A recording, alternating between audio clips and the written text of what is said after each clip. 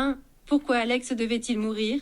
Arnfinn se dirige vers la fenêtre de son appartement d'usine.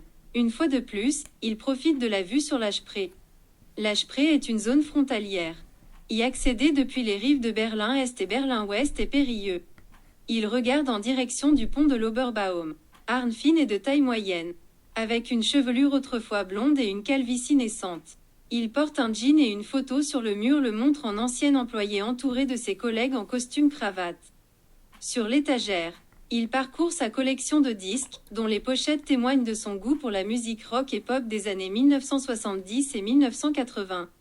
Cette musique est diffusée en continu sur une radio internet.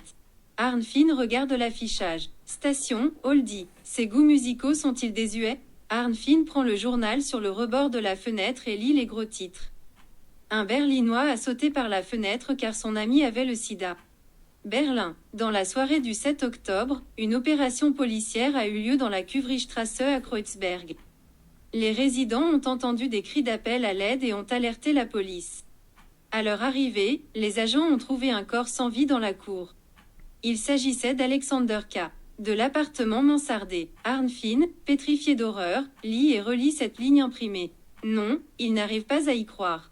Comment est-ce possible? Pourquoi la vie d'Alexander devait-elle se terminer de manière si tragique? Le médecin urgentiste parvient d'abord à réanimer la personne grièvement blessée.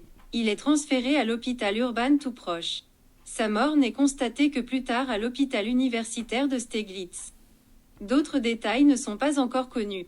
Excité, Arnfinn lutte pour retrouver son calme et s'enfonce dans ses souvenirs. Alexander et Arnfinn se promènent dans la Bleibtreustrasse. Ils marchent sous le pont du S-Bahn. Passe devant le restaurant et café, Ziemarkt, avec sa grande baie vitrée et son ambiance d'époque à l'intérieur. Tu connais Heinrich Zie et son milieu? Arnfinn veut savoir d'Alexander. Bien sûr que non. Les Berlinois l'appelaient Pinsel Heinrich. Ce pub existe depuis aussi longtemps que je me souvienne, dit Arnfinn. Ils continuent leur promenade et atteignent la pizzeria traditionnelle à quelques mètres de là. La plaque de pizza sort tout juste du four.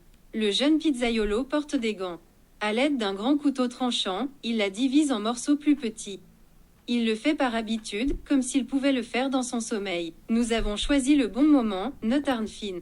On peut voir les nombreuses entailles sur la plaque à pizza où le couteau à pizza frappe encore et encore à la même distance.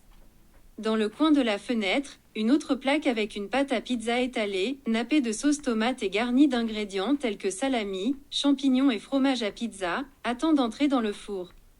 Il paie au comptoir. Arnfinn reçoit un ticket qu'il remet au pizzaiolo. Celui-ci le perce, prend 2 assiettes en papier et place une tranche de pizza fraîchement cuite sur chacune d'elles. Encore un piment? Demande le pizzaiolo.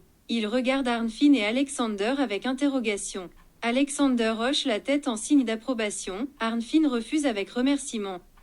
Tous deux prennent leur pizza et une serviette et s'assoient en face l'un de l'autre à l'une des longues tables en bois. Bon appétit, dit Alexander joyeusement.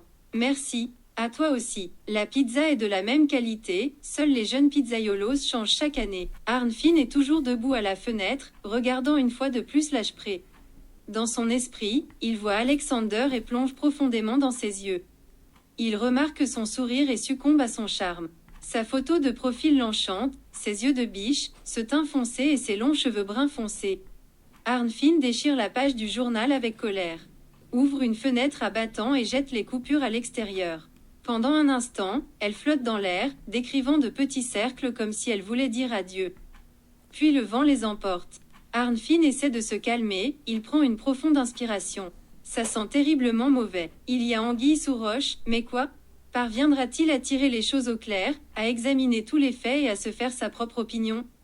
Le dernier secret d'Alexander, le découvrira-t-il? Il peut sans risque oublier l'invitation à la fête du week-end. Le téléphone sonne, mais Arnfinn n'y prête pas attention. Il n'a pas envie de faire la fête.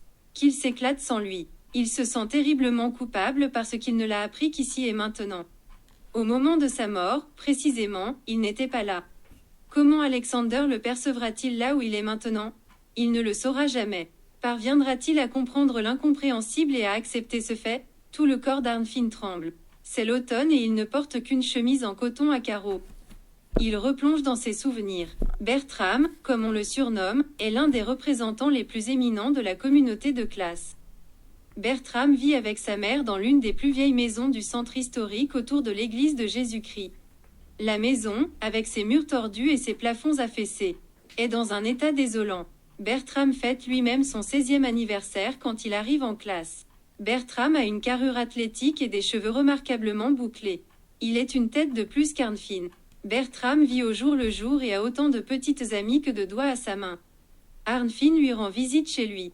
Son lit trône au milieu de la pièce, avec un baldaquin rouge au-dessus. Un poster taille réelle d'une star de Bravo est accroché au mur. Bertram est fier de présenter sa collection de disques, y compris le double album blanc des Beatles, une rareté absolue. La stéréo impressionne peu Arnfine. La taille de ses enceintes ne peut être surpassée. Regarde, je deviens fou.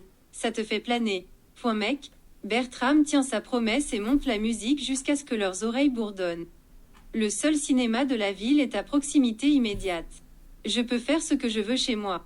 Personne ne me parle là-bas, n'est-ce pas? Et lui? Bertram montre le mur, c'est mon grand modèle. Qui diable est-ce? Veut savoir Arnfine. Quoi? Tu ne connais pas Jimi Hendrix? Connu pour ses talents de guitariste. Point des rangées de filles sont à ses pieds. S'il le veut, il peut toutes les avoir. Vraiment toutes? Doute Arnfine. Tu te moques de moi. Est-ce que j'en ai l'air? Je suis sérieux. Un jour, très loin, je serai comme lui. Parole d'honneur.